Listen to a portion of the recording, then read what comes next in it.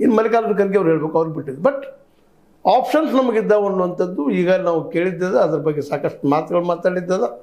ಈಗಾಗಲೇ ಅವರ ಬಲಗೈಯೋ ಎಡಗೈ ಬಂಟರು, ವಿಶೇಷವಾಗಿ ನಮ್ಮ ಡಿ ಕೆ ಶಿವ ಬಂಟರು ಹೇಳಿಬಿಟ್ಟಿದ್ದಾರೆ 6ನೇ ತಾರೀಕಿಗೆ 9 ತಾರೀಕಿಗೆ ಆಗ್ಬೋದು, 9 ಮುಗಿತೀವಂತ. ಅವ್ರಿಗೆ ಆಶೆನೂ ಮುಗಿದ ಮೋಸ್ಟ್ಲಿ CM ಮಾಡೋದಿಲ್ಲ ಅಂತೇಳಿ. ಹಾಗಂತ ಅವ್ರಿಗೆ ಇನ್ನೊಂದು ಫರ್ಮ್ ಡಿಸಿಷನ್ನು ಬಂದಿಲ್ಲ, ಅವ್ರಿಗೆ ಕೊಟ್ಟಿಲ್ಲ ಅಂತ ಅನಿಸ್ತದೆ ಹೈಕಮಾಂಡ್. 2022ರಲ್ಲಿ ನಿಮ್ಗೆ ನಿಶ್ಚಿತವಾಗಿ ಮುಖ್ಯಮಂತ್ರಿ ಮಾಡ್ತೀವಿ, ಜೊತೆಗೆ ಈಗ ಯಾರನ್ನೂ DCM ಮಾಡೋದಿಲ್ಲ, ಅಧ್ಯಕ್ಷ ಬದಲಾವಣೆ ಮಾಡೋದಿಲ್ಲ ಅನ್ನೋಂಥ ಕಾನ್ಫಿಡೆನ್ಸ್ ಕೊಟ್ಟಂಗೆ ಕಾಣೋದಿಲ್ಲ. ಅದನ್ನು ಯಾಕಿರಬೇಕು ಅನ್ನುವಂಥ ಪ್ರಶ್ನೆ ಹೇಳ್ತಾ ಇದೆ. ಯಾಕಂದರೆ ಅವ್ರ ಬೇಡಿಕೆ ಇದ್ದು ಒಂದು, ನನಗೇನು ಗಡಬಡಿ ಇಲ್ಲ, ನೋ ಹರ್ರಿ.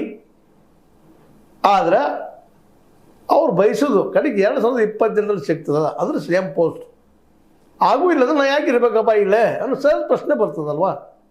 ಜೊತೆಗೆ ಈಗ ಸಿದ್ದರಾಮಯ್ಯನವರು 3 DCM ಪೋಸ್ಟ್ಗಳಿಗೆ ಜೊತೆಗೆ ಅಧ್ಯಕ್ಷ ಪೋಸ್ಟ್ಗೆ ತಯಾರಿ ನಡೆಸಿದ್ದಾರೆ ಬದಲಾವಣೆ ಮಾಡೋದಕ್ಕಂತೇಳಿ ಸುದ್ದಿ ದಟ್ಟವಾಗಿ ಹಬ್ತಾ ಇದ್ದಾವೆ. ಇದರಿಂದಾಗಿ DKC ಅವರು ಯಾಕೆ ಇರಬೇಕಪ್ಪ ಕಾಂಗ್ರೆಸ್ನಲ್ಲೇ? ಕಟ್ಟರ್ ಕಾಂಗ್ರೆಸ್ಸಿಗ ಮೊದಲಿಂದ ಬಂದಂಥವ್ರು, ಪಾರ್ಟಿ ಸಲುವಾಗಿ ದುಡಿದಂಥವ್ರು. ಸಿದ್ದರಾಮಯ್ಯರಿಗಿದ್ರು ಒಂದು ಕೈ ಮೇಲೆ, ಅದರಲ್ಲಿ 2 ಮಾತಿಲ್ಲ. ಅಂದಾಗ ಅವ್ರು ಯಾಕೆ ಇರಬೇಕು? ತನ್ನ ಸೀನಿಯರ್ ಇದ್ದರೂ ಸಿದ್ದರಾಮಯ್ಯ ಬಿಟ್ಟುಕೊಟ್ಟಿದ್ದಾರೆ, ಇಲ್ಲಪ್ಪ ಅವ್ರ ಮಾಸ್ ಲೀಡರು ನಮ್ಮ ಸೀನಿಯರ್ ಅಂತೇಳಿ ಅವ್ರ ಮಾತು ನಮಗೆ ವೇದ ವಾಕ್ಯ ಅಂತ ಹೇಳ್ಕೊಂಡಿದ್ದಾರೆ. ಆ ಸುಳ್ಳೋಕರನ್ನ ಅವ್ರಿಗೆ ಬಿಟ್ಟಂಥ ವಿಷಯ. ಆದರೂ ಒಪ್ಕೊಂಡಿದ್ದಾರೆ ಅವ್ರ ನಾಯಕತ್ವವನ್ನು.